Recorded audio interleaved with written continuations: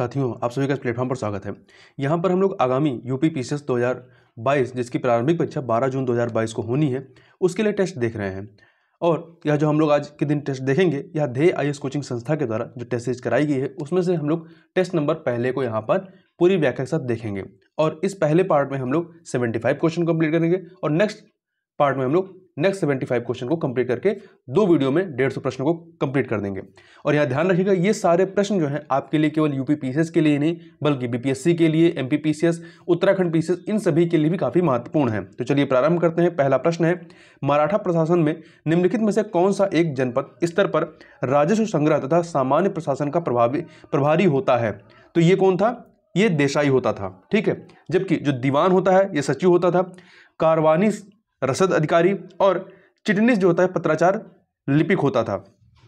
आगे देखते हैं, निम्नलिखित शासकों में से कौन सा एक कालक्रम के अनुसार अंतिम स्थान पर आता है इन राजाओं के कालक्रम में? तो देखिए, अंतिम स्थान पे इस पे महिपाल आते हैं, जिनका शासनकाल जो रहता है 912 से लेकर 944 तक रहता है। जबकि इसमें सबसे पहले कौन आते हैं? वत्सराज आते हैं। वत्सराज, जिनका शासनकाल जो है ये 775 से लेकर के 800 तक रहता है। फिर दूसरे नंबर पे नागभट्ट द्वितीय आते हैं। नागभट्ट द्वितीय 800 से 833। और फिर महेंद्रपाल आते हैं। महेंद्रपाल प्रथम आते हैं 885 से 910। और फिर महिपाल है 912 से 944। आगे चलते हैं। निम्नलिखित कथनों पर विचार कीजिए। वैनसांग का भ्रमण वृत्तांत CU की नाम से प्रसिद्ध रहा है। बिल्कुल सही बात है। दूसरा, फाहियान को विदेशी यात्रियों का राजकुमार कहा जाता था। ये गलत है, क्योंकि वैनसांग को ही विदेशी यात्रियों का राजकुमार कहा जाता था और ये हर्षवर्धन के शासनकाल से संबंधित रहे हैं, जबकि फाहियान चंद्रगुप्त मौर्य के शासनकाल से संबंधित रहे हैं। आगे चलते, यहाँ पे आपका पहला क्वेश्चन, पहला विकल्प सही है, दूसरा गलत है, तो ए ऑप्शन आपका सही हो जाएगा। आगे चलते हैं। निम्नलिखित में से कौन सा एक कथन भारत के निर्वाचन आयोग के कार्यों के संबंध में सत्य नहीं है? तो देखिए, पहला, यह भारतीय राजनीतिक दल को मान्यता प्रदान करता है। सही बात है। दूसरा, निर्वाचनों से उत्पन्न सभी संदेहों एवं विवादों का निर्णय इनके द्वारा किया जाता है। यह कथन आपका गलत है, क्योंकि इसका निर्णय जो है वो न्यायालय के द्वारा किया जाता है, न्यायपालिका के द्वारा। तीसरा, राष्ट्रपति एवं उपराष्ट्रपति पदों के लिए चुनाव करवाना भी इसके कार्यों में सम्मिलित है। यह भी सही है। आगे चलते हैं। निम्नलिखित कथनों पर विचार कीजिए।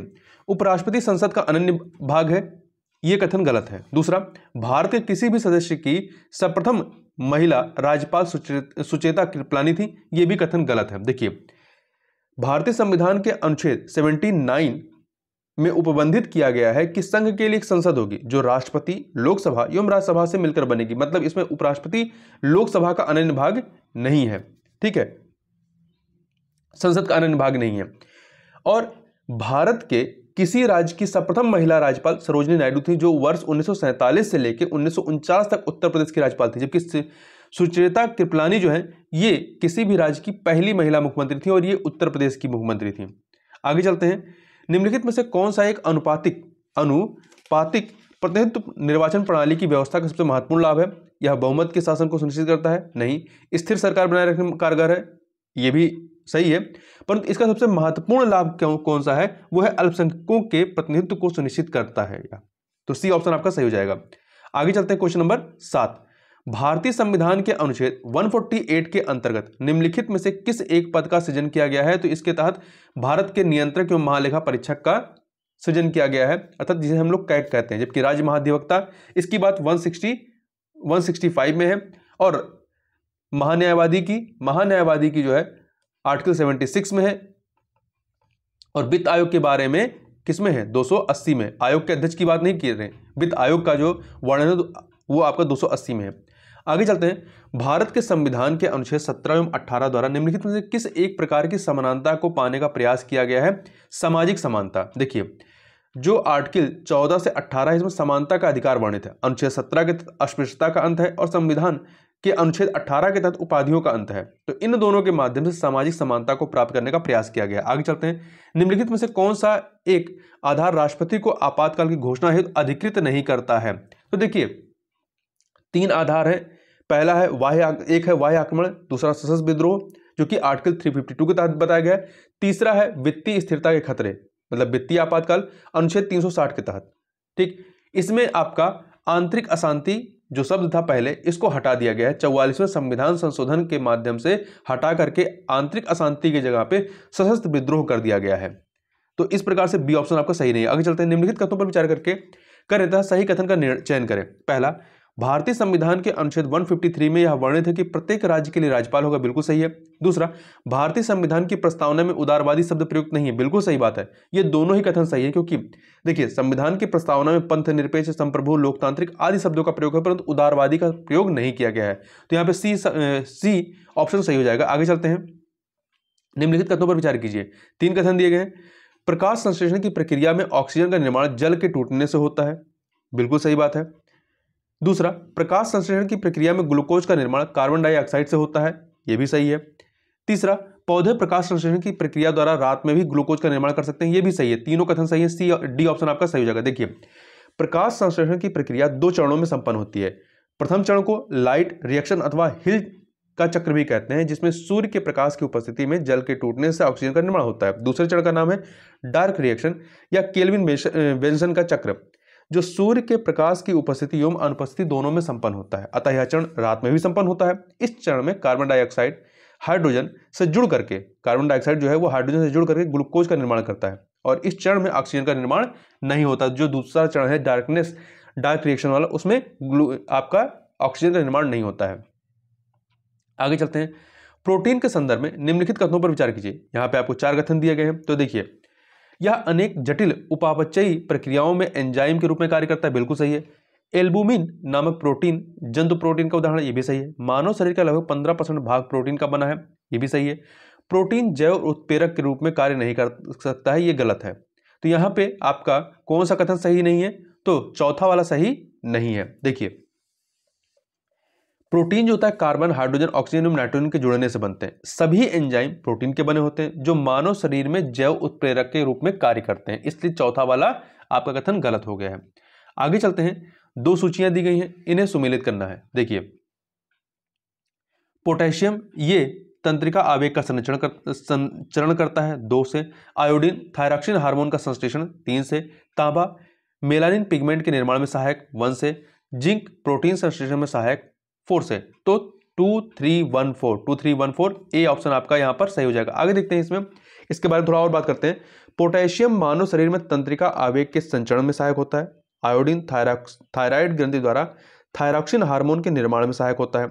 इसकी कमी से घेंघा रोग हो सकता है। तांबा मानव शरीर की त्वचा में मेलपिगियन कोशिकाओं द्वारा मेलानिन का निर्माण में सहायक होता है, जबकि जिंक मानव शरीर में प्रोटीन के संश्लेषण में सहायक होता है। आगे चलते हैं, निम्नलिखित लार ग्रंथियों में सबसे बड़ी लार ग्रंथि कौन सी है? तो इसमें पैरोटिड ग्रंथि जो है, ये सबसे बड़ी लार ग्रंथियां हैं। इसके बारे में देखें तो देखिए, मानव शरीर में मुख्यतः 3 जोड़ी लार ग्रंथियां पाई जाती हैं। एक तो आपका पैरोटिड ग्रंथि है, दूसरा है आपका सबलिंगुअल ग्रंथ, तीसरा है आपका सबमैंडिबुलर ग्रंथि। ये 3 जोड़ियां पाई जाती हैं, जिनमें से पैरोटिड ग्रंथि सबसे बड़ी होती है, जो कि टाइलिन नामक एंजाइम का स्त्रावण करती है। टाइलिन जो होता है ये मंड के पाचन में सहायक होता है। आगे चलते हैं, मानव यकृत के कार्य के संदर्भ में निम्नलिखित कथनों में से कौन सा कथन सत्य नहीं है? यह यूरिया के निर्माण में सहायक होता है, बिल्कुल सही है। यह यूरिया का उत्सर्जन करता है, नहीं, मानव यकृत जो है यूरिया का उत्सर्जन नहीं करता है। यूरिया का उत्सर्जन करने का कार्य कौन करता है? वृक्क करता है, जिसे आप किडनी कहते हैं। इसके अतिरिक्त यह हिपैरिन का निर्माण करता है, सही है। यह प्रोथ्राम्बिन का निर्माण करता है, ये भी सही है। तो यहां पर सही कौन सा नहीं है? B option. इसके बारे में और देखें तो देखिए, यकृत जो होता है, यकृत जिसे इंग्लिश में लीवर कहते हैं, यह मानव शरीर की सबसे बड़ी ग्रंथि है। यह मानव शरीर में विभिन्न प्रकार के कार्य करती है, जैसे कि यह प्रोथ्राम्बिन एवं फाइब्रोनोजन नामक प्रोटीन का निर्माण करती है, जो रक्त का थक्का जमाने में सहायक होती है। जबकि यकृत द्वारा निर्मित हिपैरिन नामक एक अन्य प्रोटीन शरीर के अंदर रक्त का थक्का बनने से रोकती है। यकृत शरीर में निर्मित अमोनिया को यूरिया में बदलता है, जबकि यूरिया का उत्सर्जन का कार्य कौन करता है? वृक्क करता है, अर्थात किडनी करती है। क्वेश्चन नंबर 16 पे चलते हैं। क्वेश्चन नंबर 16 है, निम्नलिखित कथनों पर विचार कीजिए। मानव शरीर को सर्वाधिक ऊर्जा कार्बोहाइड्रेट से प्राप्त होती है, बिल्कुल सही बात है। प्रति इकाई वसा में सर्वाधिक ऊर्जा होती है, ये भी सही है। राइबोसोम को कोशिका की आत्मघाती थैली कहते हैं, ये कथन गलत है, क्योंकि लाइसोसोम जो होता है, लाइसोसोम इसे कोशिका की आत्मघाती थैली कहते हैं, जबकि राइबोसोम जो होता है इसे कोशिका की प्रोटीन कारखाना कहते हैं। ठीक है, प्रोटीन कारखाना, protein factory of the cell कहते हैं। थायमिन की कमी से बेरी-बेरी रोग होता है, ये सही है। तो यहाँ पे पूछ रहा है कि निम्नलिखित में कौन सा असत्य नहीं है, तो तीसरा छोड़ करके पहला, दूसरा, चौथा सही है, असत्य नहीं है। यहां ध्यान रखिएगा, मानव शरीर अपनी आवश्यकता का 60 से 80% ऊर्जा कार्बोहाइड्रेट से प्राप्त करता है। कार्बोहाइड्रेट की प्रति इकाई में 4.1 किलो कैलोरी ऊर्जा होती है, जबकि वसा की प्रति इकाई में ऊर्जा की मात्रा 9.3 किलो कैलोरी होती है। विटामिन B1 का रासायनिक नाम थायमिन होता है, जिसकी कमी से मानव शरीर में बेरी बेरी रोग हो जाता है। आगे चलते हैं, क्वेश्चन नंबर 17, निम्नलिखित कथनों में से कौन सा कथन सत्य नहीं है? पादपों में केवल वही कोशिकाएं जिनमें क्लोरोप्लास्ट होता है प्रकाश संश्लेषण करती हैं, बिल्कुल सही है। हेंस क्रेब ने वायवीय श्वसन की संपूर्ण प्रक्रिया का वर्णन किया है, यह कथन गलत है। तीसरा, श्वसन क्रिया में ऊर्जा का सर्वाधिक उत्पादन क्रेब के चक्र में होता है, ये सही है। ग्लाइकोलिसिस की प्रक्रिया द्वारा लैक्टिक अम्ल का निर्माण होता है, यह भी सही है। तो यहाँ पे सही कौन नहीं है? तो आपका जो बी ऑप्शन है ये सही नहीं है। देखिए इसमें ध्यान रखिएगा, पादपों की वे कोशिकाएं जिनमें क्लोरोप्लास्ट होता है वे क्लोरोफिल की सहायता से सूर्य के प्रकाश की उपस्थिति में प्रकाश संश्लेषण की क्रिया प्रारंभ करती हैं। वायवीय श्वसन की क्रिया 2 चरणों में संपन्न होती है।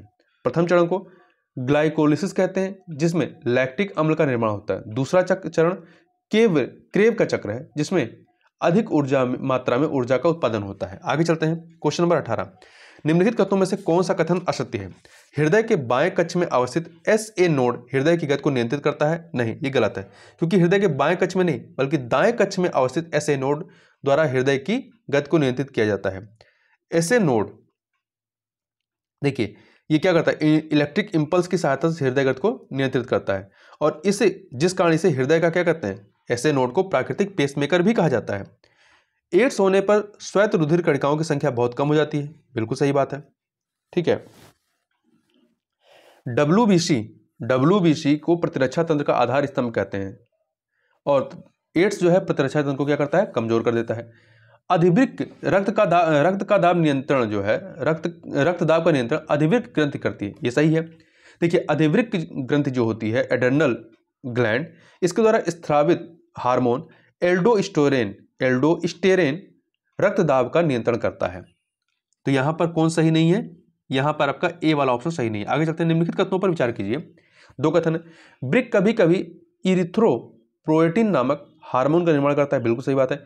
इरिथ्रोपोएटिन हार्मोन लाल रुधिर कणिकाओं के निर्माण में वृद्धि करता है, दोनों कथन सही है और व्याख्या भी हो रहा है, ए ऑप्शन सही हो जाएगा। देखिए शरीर में ऑक्सीजन की कमी जिसे हाइपोक्सिया कहते हैं होने पर ब्रिक इरिथ्रोपोएटिन नामक हार्मोन का निर्माण करता है, जो RBC के निर्माण में वृद्धि करता है। फलस्वरूप रक्त में हीमोग्लोबिन की वृद्धि होती है, जिससे शरीर की ऑक्सीजन धारण करने की क्षमता में वृद्धि होती है। फलस्वरूप शरीर में ऑक्सीजन की कमी पूरी होने लगती है। आगे चलते हैं क्वेश्चन नंबर 20 पे, मानव शरीर में DNA के निर्माण में निम्नलिखित विटामिनों में से कौन सहायक होता है? तो बायोटिन, कौन सा है? बायोटिन B7 का रासायनिक नाम है। इस विटामिन कमी से शरीर में दर्द एवं बाल झड़ने लगते हैं। यह विटामिन DNA बनने के लिए आवश्यक होता है। निम्नलिखित युग्मों में से कौन सा एक सही सुमेलित नहीं है? अंश जो होता है द्रव्यमान मापने के लिए होता है। सोनार समुद्र के भीतर किसी वस्तु की स्थिति ज्ञात करने के लिए होता है, सही है। बिंडबेन वायु की गति ज्ञात करने के लिए नहीं, बिंडबेन वायु की दिशा ज्ञात करने के लिए होता है, तो सी वाला सही नहीं है। गैल्वेनोमीटर विद्युत धारा की उपस्थिति जांचने के लिए। आगे चलते हैं, निम्नलिखित कथनों पर विचार कीजिए। सरल आवर्त गति में चरम बिंदु पर त्वरण अधिकतम होता है, सही है। सरल आवर्त गति में चरम बिंदु पर स्थितिज ऊर्जा अधिकतम होती है, ये भी सही है। सरल आवर्त गति में मध्यमान बिंदु पर त्वरण शून्य होता है, ये भी सही है। कौन सा असत्य है? तो कोई भी असत्य नहीं है, उपरोक्त सभी जो है। कौन सा असत्य है? असत्य नहीं है मतलब, तो इसमें सभी के सभी सत्य हैं, डी ऑप्शन आपका सही हो जाएगा। आगे चलते हैं, निम्नलिखित कथनों पर विचार कीजिए। 4 कथन दिए गए। 4 डिग्री सेंटीग्रेड तापमान पर पानी का आयतन न्यूनतम होता है, सही बात है। फ़ारेनहाइट पैमाने पर पानी 32 डिग्री तापमान पर बर्फ में बदल जाता है, ये भी सही है। रियमस पैमाने पर पानी 80 डिग्री तापमान पर उबलने लगता है, ये भी सही है। पारे के तापमापी से 375 डिग्री सेंटीग्रेड से अधिक का तापमान नहीं माप सकते, क्योंकि इसके बाद उबलने लगता है ये, तो ये भी सही है। उपरोक्त सभी यहां पर सही है, डी ऑप्शन आपका सही हो जाएगा। अगले प्रश्न पर चलते हैं, क्वेश्चन नंबर 24 पे। निम्नलिखित युग्मों में से कौन सा एक सही सुमेलित नहीं है? जो सही सुमेलित नहीं उसे बताना। ऑक्जेलिक अम्ल पालक में होता है, पोटेशियम हाइड्रोक्साइड साबुन में, बेंजोइक अम्ल घास में, टार्टरिक अम्ल चींटी के डंक में नहीं होता। चींटी के डंक में क्या होता है? फॉर्मिक अम्ल होता है। तो डी वाला सही नहीं है। निम्न से किसे झूठा सोना कहते हैं? आयरन पाइराइड्स को। किसको? आयरन पाइराइड्स को कहते हैं। आयरन पाइराइड्स या खनिज पाइराइड इसे कहते हैं। इसे झूठा सोना या मूर्खों का सोना कहा जाता है। रोल्ड गोल्ड जो होता है, रोल्ड गोल्ड, ये आमतौर पर गुणवत्ता वाले टिकाऊ आभूषण बनाने के लिए उपयोग किया जाता है। वहीं आरिक क्लोराइड जो है, आरिक क्लोराइड, इसका इस्तेमाल मुख्य रूप से फोटोग्राफी और चीनी मिट्टी के बर्तन बनाने में होता है, जबकि शराब एवं साइट्रिक अम्ल के उत्पादन में पोटेशियम फेरोसाइनाइड का उपयोग किया जाता है। आगे चलते हैं अगले प्रश्न। नीचे दो कथन दिए गए हैं, कथन कांड वाले। कथन है, लोकसभा के संचालन के समय यदि कोरम पूरा नहीं होता है तो अध्यक्ष का दायित्व है कि वह सदन को स्थगित कर दे। बिल्कुल सही बात है। कोरम सदस्यों की न्यूनतम संख्या जिनकी उपस्थिति में सदन का कार्य संपादित होता है। ये भी सही है, दोनों सही है, कथन कांड सही है, व्याख्या ब्यौरा ए ऑप्शन सही हो जाएगा। देखिए, प्रत्येक सदन में पीठासीन अधिकारी समेत कुल सदस्यों का 10वां हिस्सा जो होता है ये कोरम होता है, गणपूर्ति होती है। लोकसभा में कम से कम 55 सदस्य और राज्यसभा में कम से कम 25 सदस्यों का होना कोरम के लिए आवश्यक है। आगे चलते हैं क्वेश्चन नंबर 27। निम्न कथनों पर विचार कीजिए तथा कूट के माध्यम से सही उत्तर का चयन कीजिए। अधीनस्थ न्यायालय उच्च न्यायालय के अधीन होते हैं। बिल्कुल सही बात है। जिला न्यायाधीशों की नियुक्ति राज्यपाल द्वारा उच्च न्यायालय के परामर्श से की जाती है। ये भी सही है, दोनों यहाँ पर कथन सही है। और ये जो अधीनस्थ न्यायालय होते हैं ये उच्च न्यायालय के अधीन होते हैं और उनके निर्देशानुसार जिला और निम्न स्तरों पर कार्य करते हैं। आगे चलते हैं क्वेश्चन नंबर 28 पे। नीचे दो कथन दिए गए कथन कांड के। कथन है, भारत का सर्वोच्च न्यायालय एक अभिलेखीय न्यायालय है। बिल्कुल सही बात है। आर्टिकल 129 में ऐसा उल्लेख किया गया, 129 में। कारण, इसके सभी निर्णयों का साक्ष्यात्मक मूल्य होता है तथा उन पर किसी न्यायालय में प्रश्न नहीं लगाया जा सकता है। दोनों सही है और व्याख्या भी हो रहा है, ए ऑप्शन सही हो जाएगा। निम्नलिखित युग्मों में से कौन सा एक सही सुमेलित नहीं है? अनुच्छेद 74 में मंत्रिपरिषद का राष्ट्रपति को सहयोग एवं परामर्श देना सही है। 75 में मंत्रिपरिषद का लोकसभा के प्रति सामूहिक उत्तरदायित्व, ये भी सही है। 77 महान्यायवादी नहीं है। 76 में महान्यायवादी है। 77 में क्या है? भारत सरकार द्वारा कार्रवाइयों के संचालन संबंधी प्रावधान है। जबकि 78 में प्रधानमंत्री का राष्ट्रपति को सूचना प्रदान करने संबंधी कर्तव्य की बात की गई है। लोकसभा के विघटित होने जाने की दशा में निम्नलिखित कथनों में से कौन सा या से कथन सही है? देखिए, पहला, लोकसभा में पारित किंतु राज्यसभा में विचाराधीन विधेयक समाप्त हो जाता है। बिल्कुल सही बात है। दूसरा, ऐसा विधेयक जो राज्यसभा में विचाराधीन हो लेकिन लोकसभा द्वारा पारित ना हो, समाप्त नहीं होता। ये भी सही है। दोनों कथन यहाँ पर सही है, सी ऑप्शन आपका सही हो जाएगा। देखिए, कुछ जो दशाएं हैं उनकी बात कर लेते हैं। जैसे लोकसभा में पारित किंतु राज्यसभा में विचाराधीन विधेयक समाप्त हो जाता है। वहीं ऐसा विधेयक जो राज्यसभा में असहमत के कारण पारित ना हुआ हो तथा राष्ट्रपति ने विघटन के पूर्व दोनों सदनों की संयुक्त बैठक बुलाई हो, समाप्त नहीं होगा। तीसरा, ऐसा विधेयक जो राज्यसभा में विचाराधीन हो लेकिन लोकसभा द्वारा पारित ना हो, समाप्त नहीं होगा। चौथा, ऐसा विधेयक जो दोनों सदनों द्वारा पारित हो लेकिन राष्ट्रपति द्वारा पुनर्विचार के लिए लौटा दिया गया, समाप्त नहीं होता है। आगे चलते हैं। आर्थिक विकास एवं आर्थिक समृद्धि से संबंधित निम्नलिखित कथनों पर विचार कीजिए। आर्थिक विकास की अवधारणा आर्थिक समृद्धि की धारणा से अधिक व्यापक है। आर्थिक विकास उत्पादन में वृद्धि से संबंधित है, जबकि आर्थिक समृद्धि सामाजिक, सांस्कृतिक, आर्थिक, राजनीतिक सभी प्रकार के परिवर्तनों को समाहित करती है। ये गलत है। पहला सही है, दूसरा गलत है। दूसरे में उल्टा लिखा हुआ है। आर्थिक समृद्धि जो है वो वृद्धि से संबंधित है, जबकि आर्थिक विकास जो है वो सामाजिक, सांस्कृतिक, आर्थिक, राजनीतिक तथा सभी प्रकार के परिवर्तनों को समाहित करती है। तो यहां पर केवल आपका पहला कथन सही है, दूसरा वाला सही नहीं है। क्वेश्चन नंबर 32 देखते हैं। क्रय शक्ति क्षमता अर्थात इसे इंग्लिश में कहते हैं परचेजिंग पावर प्रायोरिटी, पीपीपी। इस विधि का इसके संदर्भ में निम्नलिखित कथनों पर विचार करना है। पहला, इस विधि का प्रतिपादन जी.आर. कैसल द्वारा किया गया था। बिल्कुल सही बात है। मुद्रा विधि का सबसे पहले प्रयोग 1993 में अंतर्राष्ट्रीय मुद्रा कोष द्वारा किया गया था। यह भी सही। दोनों कथन यहां पर सही हैं। आपके ये जो जी.आर. कैसल थे, इन्होंने इसका प्रतिपादन विनिमय दर निर्धारण के संबंध में किया था। आगे चलते क्वेश्चन नंबर 32। यहां पे दो सूची है, पंचवर्षीय योजना, उनके लक्ष्य परसेंटेज कितने रहे। प्रथम पंचवर्षीय योजना, इसका लक्ष्य था 2.1%, 4 से मिला दीजिए। द्वितीय पंचवर्षीय योजना 4.5%, 2 से मिला दीजिए। तृतीय पंचवर्षीय योजना 5.6%, 3 से मिला दीजिए। चतुर्थ पंचवर्षीय योजना 5.7%, 1 से मिला दीजिए। 4-2-3-1 अर्थात सी ऑप्शन सही हो जाएगा। निम्नलिखित कथनों पर विचार करें। अर्थशास्त्री महबूब उल हक ने आर्थिक विकास को गरीबी के विरुद्ध लड़ाई के रूप में परिभाषित किया, चाहे वह गरीबी किसी भी रूप की हो। सही है। अर्थशास्त्री प्रोफेसर अमर सेन ने आर्थिक विकास को अधिकारिता तथा क्षमता के विस्तार के रूप में परिभाषित किया। ये भी सही है, दोनों कथन यहाँ पर सही है, सी ऑप्शन सही हो जाएगा। निम्नलिखित में से कौन तकनीकी हस्तांतरण की विधियां हैं? संयुक्त उद्यम, लाइसेंसिंग, फ्रेंचाइजिंग, टर्नकी कॉन्ट्रैक्ट, ये सभी के सभी जो हैं तकनीकी हस्तांतरण की विधियां हैं। तो डी ऑप्शन आपका यहाँ पर सही हो जाएगा।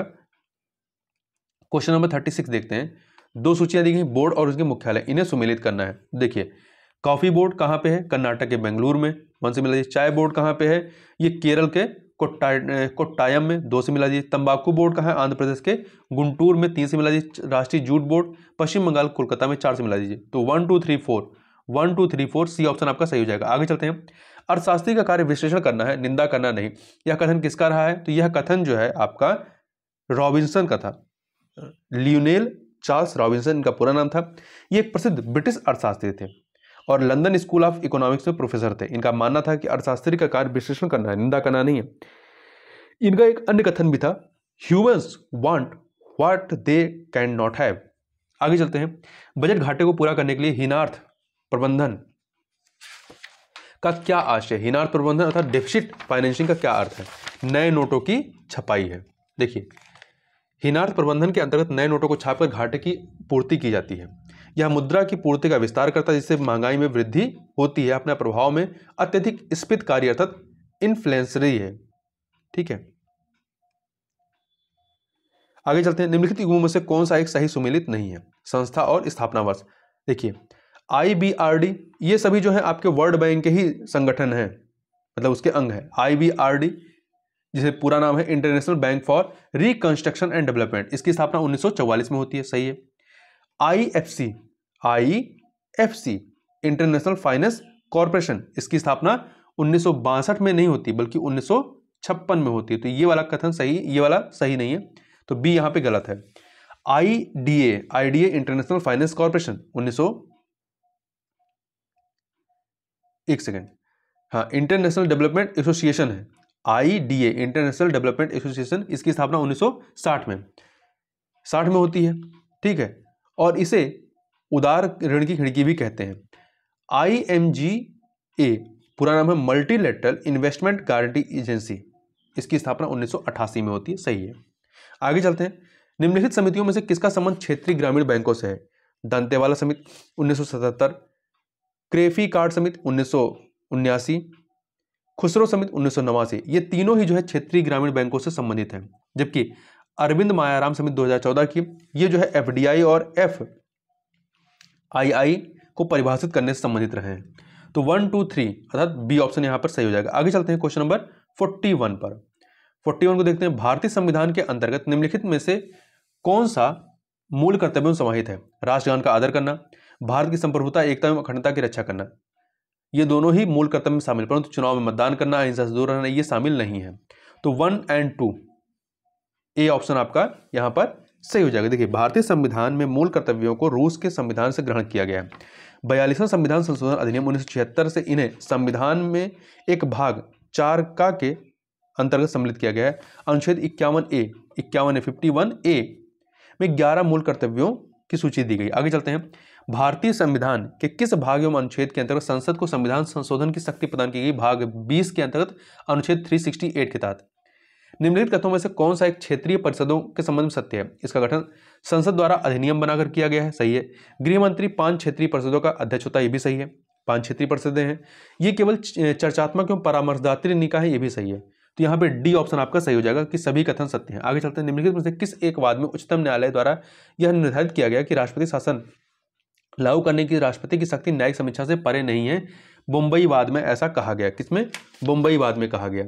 ठीक है, देखिए, बम्बई बना भारतीय संघवाद में उच्चतम न्यायालय द्वारा यह निर्धारित किया गया कि राष्ट्रपति शासन लागू करने की राष्ट्रपति की शक्ति न्यायिक समीक्षा से परे नहीं है। वर्ष 1975 में 38वें संविधान संशोधन अधिनियम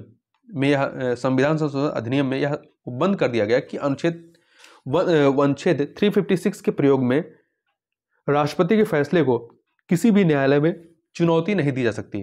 फिर आगे चलकर 1978 में 44वें संविधान संशोधन के माध्यम से यह उपबंध समाप्त कर दिया गया। आगे चलते हैं। तारे में सुपरनोवा विस्फोट के पश्चात 1.4 ms अर्थात चंद्रशेखर सीमा से अधिक द्रव्यमान होने पर मुक्त घूमते हुए इलेक्ट्रॉन अत्यधिक वेग पाकर नाभिक छोड़कर बाहर चले जाते हैं। जब छोड़कर बाहर जाते तो न्यूट्रॉन बचे रहते हैं। इस अवस्था को क्या कहते हैं? न्यूट्रॉन तारा या पल्सर कहते हैं। तो यहां पर आपका ए ऑप्शन सही हो जाएगा। आगे चलते हैं क्वेश्चन नंबर 46 पर। सौर कलंक चक्र सन स्पॉट साइकिल औसतन कितने वर्षों का होता है? 11 वर्ष का होता है। देखिए, सूर्य से सौर ज्वाला सोलर फ्लेयर्स के निकलने के स्थान पर काले धब्बे पड़ जाते हैं, इन्हें सौर कलंक कहते हैं। इनके बनने बिगड़ने की प्रक्रिया औसतन 11 वर्षों में पूरी होती है। इसे सौर कलंक चक्र सन स्पॉट साइकिल कहते हैं। सौर कलंक जो है सूर्य के अपेक्षाकृत ठंडे भाग है, जिसका औसतन तापमान 1500 डिग्री सेंटीग्रेड होता है। निम्नलिखित में से कौन एक दूरी मापने की सबसे बड़ी इकाई है? तो पार्सेक है। एक प्रकाश वर्ष 9.45 इंटू 10⁻13 किलोमीटर होता है और एक पार्सेक जो होता है वो 3.6 प्रकाश वर्ष होता है। आगे चलते हैं। सबसे अधिक तापांतर किस ग्रह पर पाया जाता है? बुध पर पाया जाता है। यह सूर्य के सबसे निकटतम तथा सौरमंडल का सबसे छोटा ग्रह है। वायुमंडल की अनुपस्थिति के कारण यहाँ दिन अति गर्म तथा रातें बर्फीली होती हैं। यहाँ का तापांतर जो है वो सभी ग्रहों में सबसे अधिक है। कितना है? 560 डिग्री सेंटीग्रेड है तापांतर। निम्नलिखित घटनाओं को उनके कालक्रम के अनुसार व्यवस्थित करिए। देखिए, इलाहाबाद की संधि, तो इलाहाबाद की संधि कब होती है? 1765 में। 1765 यहाँ लिखिए। अंग्रेजों और शाह आलम द्वितीय के मध्य में मुगल बादशाह शाह आलम द्वितीय को अंधा किया जाना, ये कब होता है? 1803 में। अंग्रेजों द्वारा दिल्ली पर अधिकार करने के पश्चात रुहेला सरदार गुलाम कादिर ने शाह आलम द्वितीय को अंधा किया था। पानीपत का तृतीय युद्ध कब होता है? 1761 में, अहमद शाह अब्दाली और मराठों के बीच में। चौथा देखते हैं, बक्सर का युद्ध। बक्सर का युद्ध कब होता है? 1764 में। तो सबसे पहले क्या होगा? पानीपत का युद्ध होगा, तृतीय युद्ध, फिर आपका बक्सर का युद्ध होगा, फिर आपका इलाहाबाद की संधि और सबसे लास्ट में मुगल बादशाह शाह आलम द्वितीय को अंधा किया जाना। ए ऑप्शन आपका सही हो जाएगा। हैदराबाद में स्वतंत्र आसफ जाही वंश की स्थापना किस सूबेदार ने की? चिनकिलिच खान ने की थी। चिनकिलिच खान ने। देखिए, तो आसफ जाही वंश की स्थापना मुगल बादशाह मोहम्मद शाह द्वारा दक्कन में नियुक्त सूबेदार चिनकिलिच खान, जिन्हें निजामुल मुल्क के नाम से भी जानते हैं, 1724 में की थी। जबकि जो सादत खां ये 1722 में स्वायत्त अवध के राज्य की स्थापना की और बुरहान उल मुल्क की उपाधि धारण की। शादुल्ला खां 1720 में कर्नाटक में एक स्वतंत्र राज्य की स्थापना की, जिसकी राजधानी अर्काट को बनाया। अली मोहम्मद खां, ये बीर दाऊद और उसके पुत्र अली मोहम्मद खां ने बरेली की छोटी सी जागीर का विस्तार कर रुहेलखंड में एक स्वतंत्र राज्य की स्थापना की 1721 में। आगे चलते हैं। 2 सूचियां दी गई हैं, इन्हें सुमिलित करना है, जाट सरदार और शासन वर्ष की। देखिए, सबसे पहले कौन आते हैं? चूड़ामन। इनका शासनकाल 1690 से 1721 रहता है, 1 से मिला दीजिए। इसके बाद आते हैं बदन सिंह, 1721 से 1756, 2 से मिला दीजिए। फिर आते हैं आपके सूरजमल, 1756 से 1763, 3 से मिला दीजिए। फिर जवाहर सिंह आते हैं सबसे लास्ट में, 1764 से 1768, 4 से मिला दीजिए। इस प्रकार से आपका 4312 अर्थात बी ऑप्शन जो है वो सही हो जाएगा। देखिए, दिल्ली, मथुरा तथा आगरा के समीपवर्ती क्षेत्रों में जाटों का निवास था। ये मूलतः समीपवर्ती क्षेत्रों में कृषि कार्य करने वाले जमींदार थे। आगे चलते हैं क्वेश्चन नंबर 52 पर। क्वेश्चन नंबर 52, कपास किस कुल का पौधा है? तो ये मालवेशी कुल का, किसका है? मालवेशी कुल का पौधा है। इस कुल के अन्य पौधों में भिंडी, गुड़हल आते हैं, जबकि क्रूसीफेरी कुल में मूली, सलजम, सरसों आते हैं। सोलेनेसी कुल में आपका आलू, मिर्च, बैगन, धतूरा, बेलेडोना, टमाटर आते हैं। कंपोजिट कुल में सूरजमुखी, भृंगराज, गेंदा, कुसुम, डहलिया आते हैं। आगे चलते हैं। निम्नलिखित वनस्पतियों को पराबैंगनी किरणों से बचाने वाला वर्णक कौन सा है? तो ये है आपका क्या है? फाइकोसाइनिन है। जबकि लाइकोपेन क्या है? ये एक वर्णी लवक है जो टमाटर में पाया जाता है। कैरोटीन, ये आपका एक वर्णी लवक जो गाजर में पाया जाता है। बिटानिन, ये एक वर्णी लवक है जो चुकंदर में पाया जाता है। पादप और जंतु के मध्य कड़ी जो बीच की कड़ी होती है यूग्लिना किस जगत का प्रतिनिधित्व करती है? ये प्रोटेस्टा जगत का प्रतिनिधित्व करती है।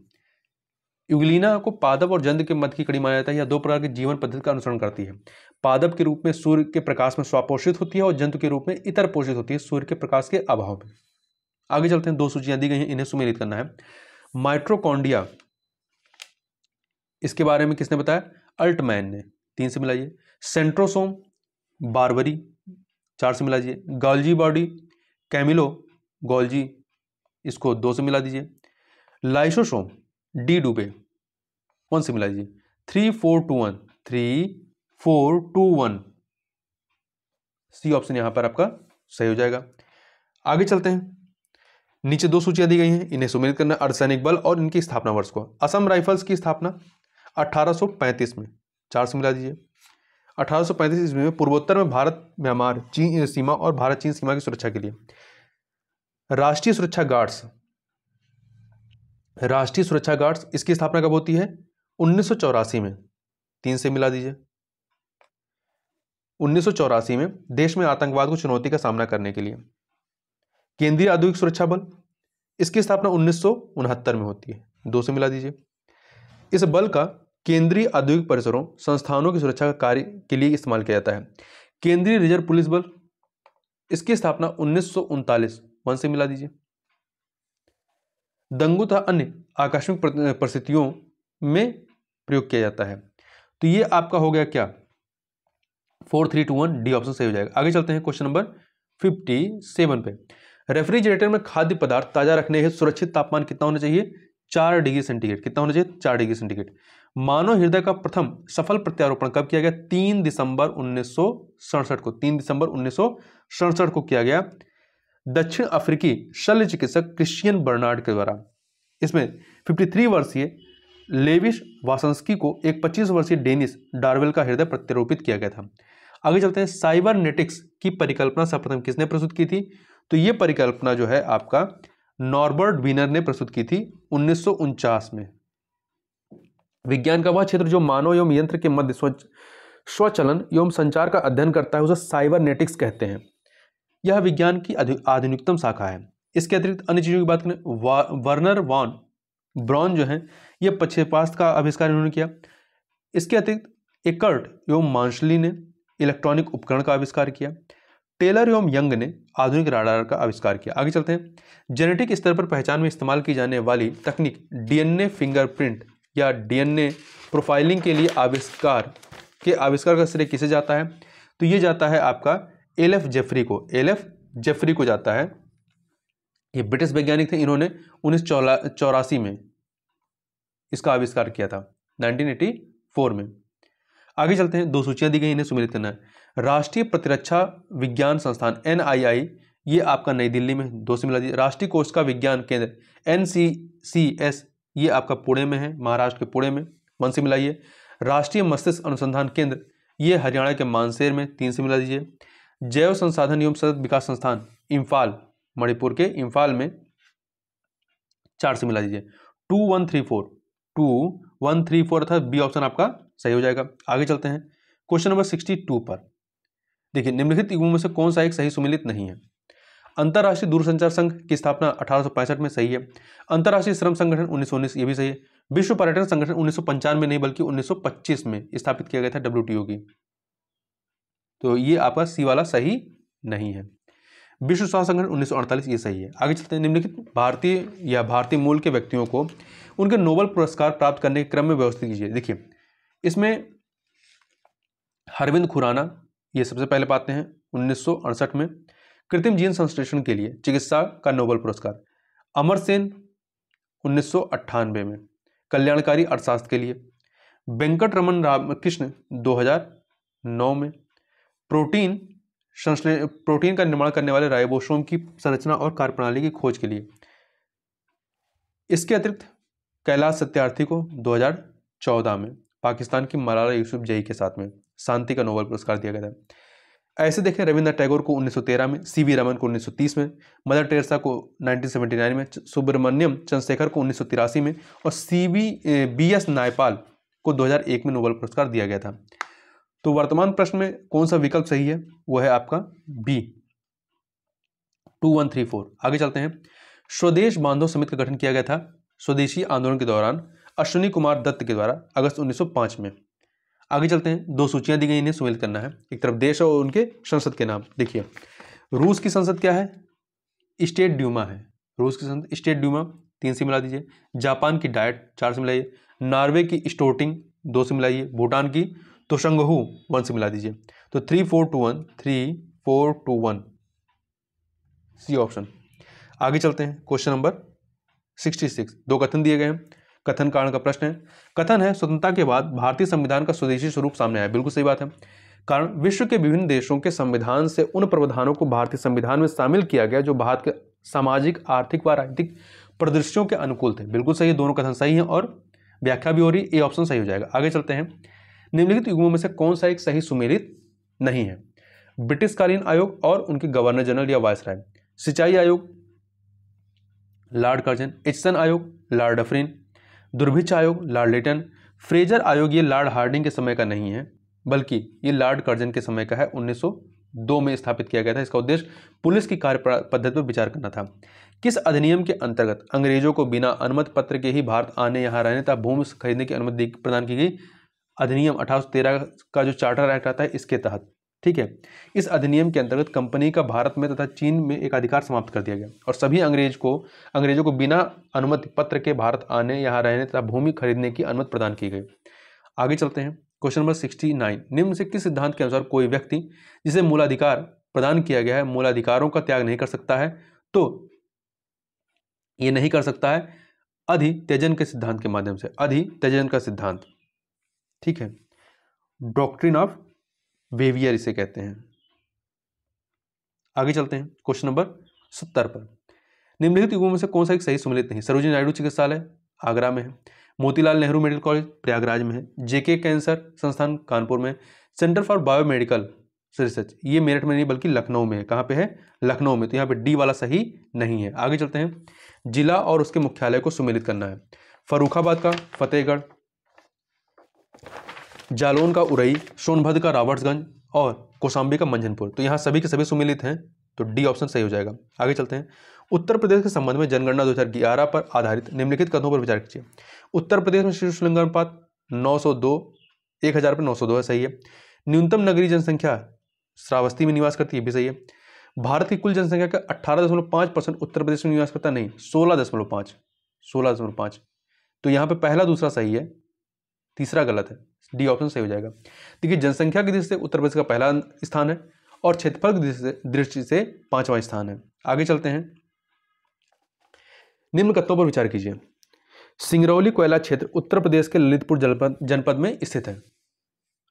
सिंगरौली कोयला क्षेत्र जो है उत्तर प्रदेश के ललितपुर जनपद में स्थित नहीं, ये आपका कहाँ पे है? सोनभद्र में, इसलिए गलत है। यूरेनियम उत्पादन हेतु उत्तर प्रदेश का सोनभद्र जिला प्रसिद्ध नहीं, ललितपुर जिला प्रसिद्ध है। यहाँ पे दोनों कथन गलत हैं। डी ऑप्शन आपका सही हो जाएगा। आगे चलते हैं। उत्तर प्रदेश का निम्नलिखित में से कौन सा जिला दिया सलाई उद्योग का प्रमुख केंद्र है? तो ये है आपका, कौन सा है? ये है आपका बरेली दिया सलाई उद्योग के लिए, जबकि सहारनपुर जो है कागज उद्योग के लिए, मिर्जापुर कालीन उद्योग के लिए और गोरखपुर टेराकोटा के लिए। आगे देखते हैं। निम्नलिखित पर विचार कीजिए। स्वतंत्र भारत की प्रथम नीति 1948 में, सही है। केरल में प्रथम साम्यवादी सरकार गठन 1957 में, सही है। त्रिपुरी संकट 1939, ये भी सही है। तो यहाँ पे तीनों कथन सही है, तो यहाँ पे डी ऑप्शन आपका सही हो जाएगा। इस प्रकार से यहाँ पर हम लोगों ने 75 क्वेश्चन कंप्लीट किया। तो इस वीडियो में बस इतना ही। मिलते हैं नेक्स्ट वीडियो में, तब तक के लिए बहुत बहुत धन्यवाद।